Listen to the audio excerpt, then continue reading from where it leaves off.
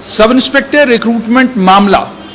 Sub inspector recruitment मामले में आज सुबह 8:30 बजे सेंट्रल ब्यूरो ऑफ इन्वेस्टिगेशन की चंडीगढ़ बेस टीमों ने जम्मू संभाग में छापेमारी शुरू की है।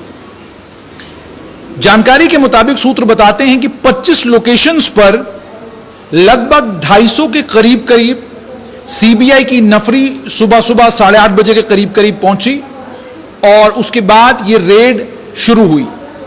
इस रेड में जो जानकारी मिल रही है कि अखनूर में लगभग 7 लोकेशंस पर रेड हुई, खौड़ में अलग अलग लोकेशंस पर रेड हुई और इस समय बॉर्डर सिक्योरिटी फोर्स की एक सर्विंग डीआईजी के घर पर रेड हो रही है।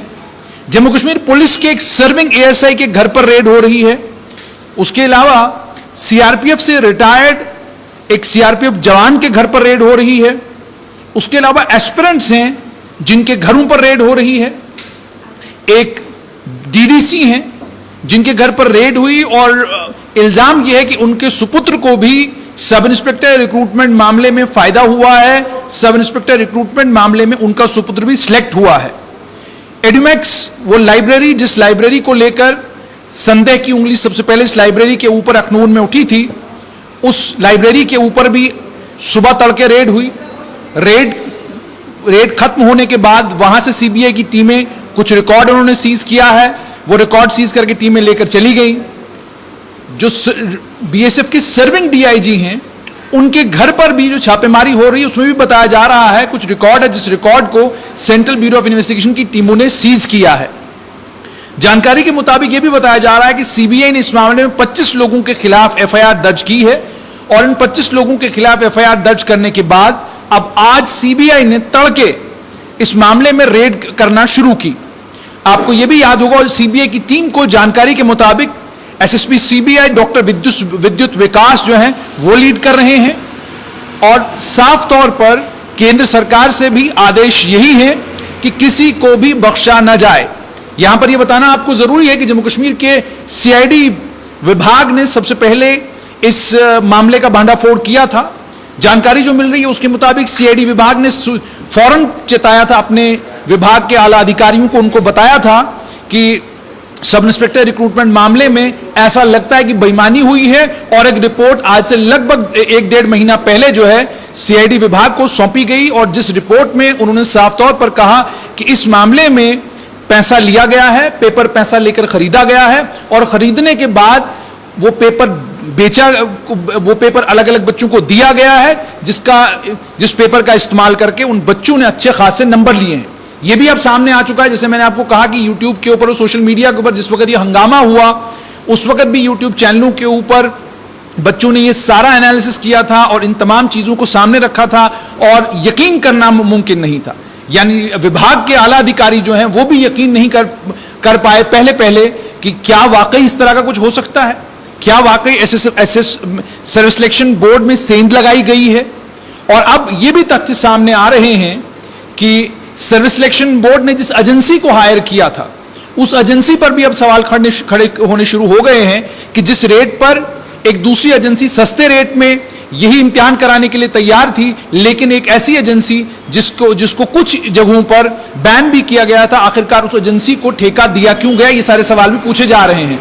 लेकिन फिलहाल आज के दिन सुबह 8:30 बजे छापेमारी शुरू हुई। मेरे पास लगभग सभी लोगों के नाम हैं और मैं सभी लोगों के नाम शेयर भी कर सकता हूं, लेकिन जब तक सीबीआई का एक हैंडआउट नहीं आता जिस हैंडआउट में सीबीआई ये नहीं बताती कि कितने लोगों, क्योंकि इसमें हो सकता है कुछ ऐसे नाम भी हो जिन नामों से दोबारा जानकारी लेनी हो, जिन नामों को दोबारा कल बुलाया जाना हो सीबीआई के दफ्तर में जहां उनसे पड़ताल होने वाली हो। और सिर्फ इतना ही नहीं, यह भी बताया जा रहा है कि रिटायर्ड पैरामिलिट्री का जवान जो है उससे भी पूछताछ हुई है। उसके घर पर जब सुबह छापेमारी हुई वो घर पर था नहीं। बीएसएफ के डीआईजी के घर पर इस समय छापेमारी हो रही है, वहां पर जो है सीबीआई की टीम पहुंची हुई है। और आप ये सोचिए 250 के करीब सीबीआई की टीम के जवान हैं, सीबीआई की टीम के ऑफिसर्स हैं। 250 लोग जो हैं वो सुबह अलग अलग गाड़ियों में अखनूर पहुंचे, खौड़ पहुंचे और 25 लोकेशंस पर बताया जा रहा है वो पहुंचे हैं और उन लोकेशंस पर जाकर उन्होंने सुबह छापेमारी शुरू की और छापेमारी करके बताया यह जा रहा है कि बहुत सारा इंक्रिमिनेटिंग एविडेंस जो है वो सीबीआई की टीम ने बरामद किया है। अब इस इंक्रिमिनेटिंग एविडेंस की पड़ताल होगी और इसके बाद भी जैसा कि सूत्र बता रहे हैं आने वाले दिनों में और रेड्स इस सिलसिले में सीबीआई जरूर करेगी और मालूम करने की कोशिश करेगी कि इन तमाम लोगों के तार कहां कहां पर जुड़े हुए हैं, कौन कौन लोग हैं जो इस स्कैम में शामिल हैं, कौन कौन लोग हैं जिन्होंने इस स्कैम में पैसा लिया है, कौन कौन लोग हैं जो इस बेईमानी में, इस चोरी में, इस ठगी में शामिल हैं। ये सारी पड़ताल जो है सीबीआई की टीम करेगी। और यहां ये बताना आपको जरूरी है कि लेफ्टिनेंट गवर्नर मनोज सिन्हा ने अपनी सरकार की छवि की परवाह किए बगैर सेंट्रल ब्यूरो ऑफ इन्वेस्टिगेशन को यह मामला सौंपा। हालांकि क्राइम ब्रांच भी इस मामले की जांच कर सकती थी, सीआईडी इस मामले की जांच कर चुकी थी, बहुत सारे तथ्य उन्होंने टटोल कर सामने लाए थे और ये तमाम नाम ऑलरेडी अलग अलग जगहों पर सर्कुलेशन में थे।